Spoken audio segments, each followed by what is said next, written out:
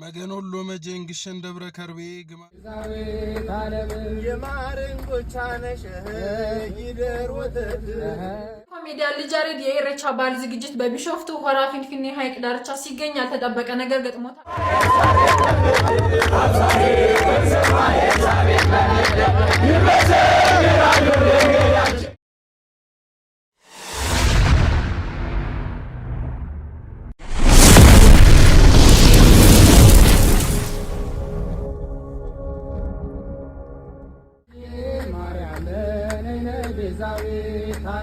ባንድዬ በልጅሽ በመዳን ያለም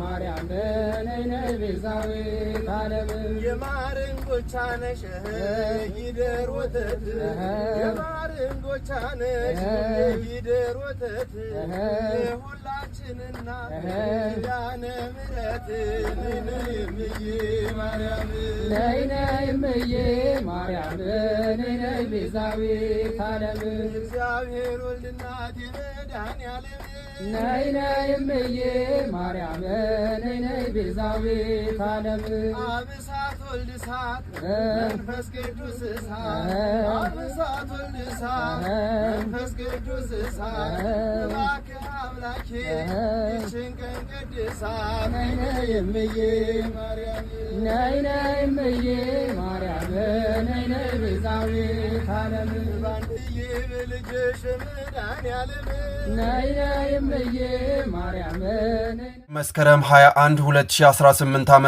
ከምሽቱ 12 ሰዓት ጀምሮ ስራ ላይ የሚውል የነዳጅ ምርቶች የችርቻሮ መሸጫ ዋጋ የቤንዚን፣ የነጭ ናፍጣ፣ የኬሮሲን፣ የቀላል ጥቁር ናፍጣና የከባድ ጥቁር ናፍጣ መሸጫ ዋጋ በመስከረም ወር ሲሸጥበት በነበረው የሚቀጥል ሲሆን ውሳኔው በተቀመጠው ተግባራዊ እንዲደረግም የንግድና ቀጠናዊ ትስስር ሚኒስቴር አሳስቧል። በተያያዘ ዜና በነገው ዕለት በኢትዮጵያ ሶማሌ ክልል የነዳጅና የተፈጥሮ ጋዝ ፕሮጀክቶች እንደሚመረቁ መገኖሎ መጀንግሽን ደብረ ከርቤ ግማደ መስቀሉ የገታው ሸህዬ መጀን የሚባሉ የአባ መፍቅሬ አገር ፍቅርን ያስተማሩ ሸህ መሐመድ ገታ የሰላም መምሩልና ወሎ ውስጥ ትልቅ ክብረ በዓል አለ። ከደሴ 82 ኪሎ ሜትር ርቀት ላይ የምትገኝ ግሼን ማርያም አምባሰል ወረዳ ውስጥ የምትገኝ ናት። ልጆቹን በህፃንነታችን ድሮ ከጓደኛዬ ጋር ከኦርቶዶክስ ጓደኛዬ ጋር ግሼን ማርያም 1 አመት አብሬ ሄጃለሁ። እሱ ደግሞ ከኔ ጋር ጀማ ንጉስ መውሊድ ልናከብር አብረን ሄደናል። ይገርማል። ልጅነት ደስ ይል ነበር። ያን ጊዜ መልሶ ያምጣልንና ለማንኛውም ለክብረ በዓሉ ጉዞ የሄዳችሁ በሰላም ወጣችሁ በሰላም ወደ የቤታችሁ ግቡ። ለመላው ኦርቶዶክስ እምነት ተከታዮች መልካም በዓል ብያለሁ። ሀገራችን ሰላም ትሁን። እስኪ ኮሜዲያን ልጅ ያሬድ የኢሬቻ በዓል ዝግጅት በቢሾፍቱ ሆራ ፊንፊኔ ሐይቅ ዳርቻ ሲገኝ ያልተጠበቀ ነገር ገጥሞታል። ኮሜዲያኑ የኢሬቻ በዓልን የሚመለከቱ ጽሑፎችን በከተማዋ ግድግዳዎች እየጻፈና እየለጠፈ በነበረበት ሰዓት አንድ ግለሰብ ወደ ሐይቁ ዳርቻ በመሄድ ዶሮ ሊጥል ሲል እጅ ከፈንጅ ይዞታል።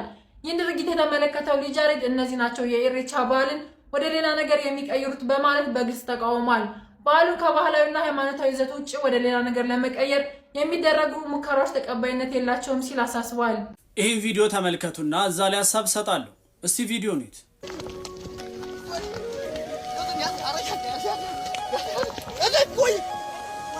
ሰላማዳን ያለም ሄዶ እንዳታሳልፉብን ሰላማዳን ያለም እባካችሁ ይሄን የምትመለከቱ እኔ ምለው ሁሌ ግራ የሚገባኝ ነገር ስለሆነ ነው ዛሬም ድጋሚ እንደዚህ አይነት ቪዲዮ ይዤ መጣሁት።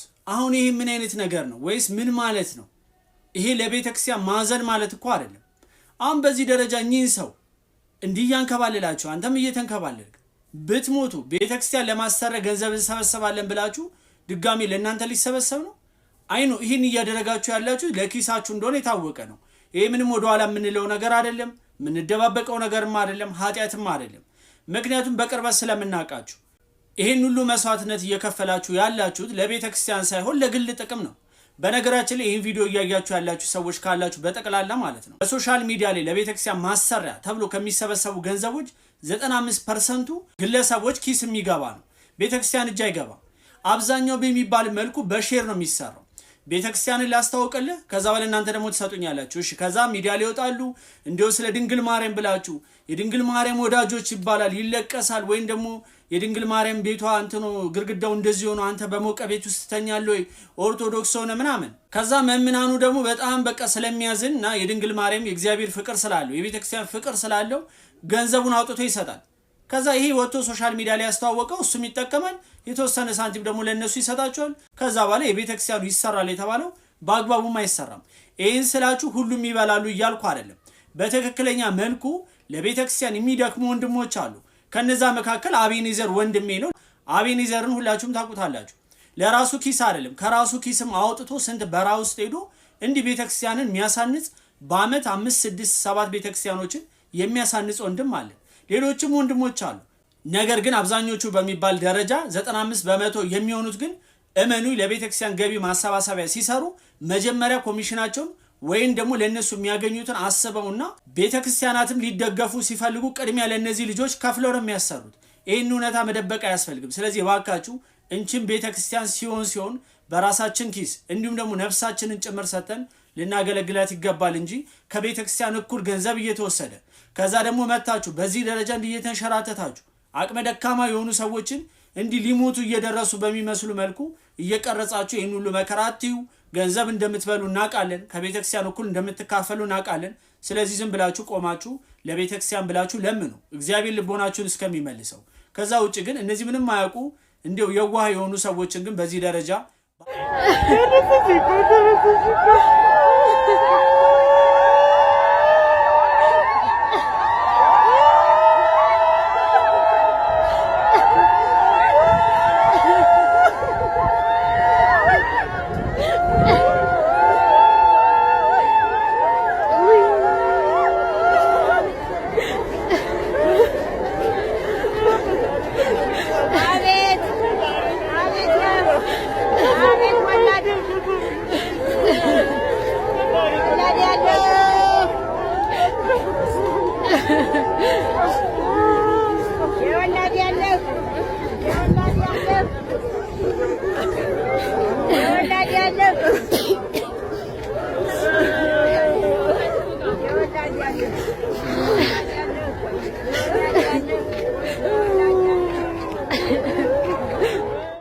ብዙ ቤተክርስቲያን ሄጃለሁ ብዙ ጊዜም ቤተክርስቲያን ሄጄ አቃለሁ እንደ ዛሬ ግን ስለሆነ ተሰምቶኝ ያቅ ዛሬ የጥንት ኢትዮጵያዊ ነገስታት መስቀል ለብርብር ማርያም ገዳም የሰጡትን መስቀል ሳይ 1100 ዓመት የቆየ የብራና መጽሐፍ ሳይ የኦሪት መሰዊያውን ደብተራ ድንኳኑን ሳይ ሰዎች መስቀሉ ላይ በተለያየውት የእመቤታችን ስዕል ምስለ ፍቅሩ ወልዳ ንጉስ ቆንስጠንጢኖስ ለቤተ ክርስቲያኒቱ የሰጠው የእመቤታችን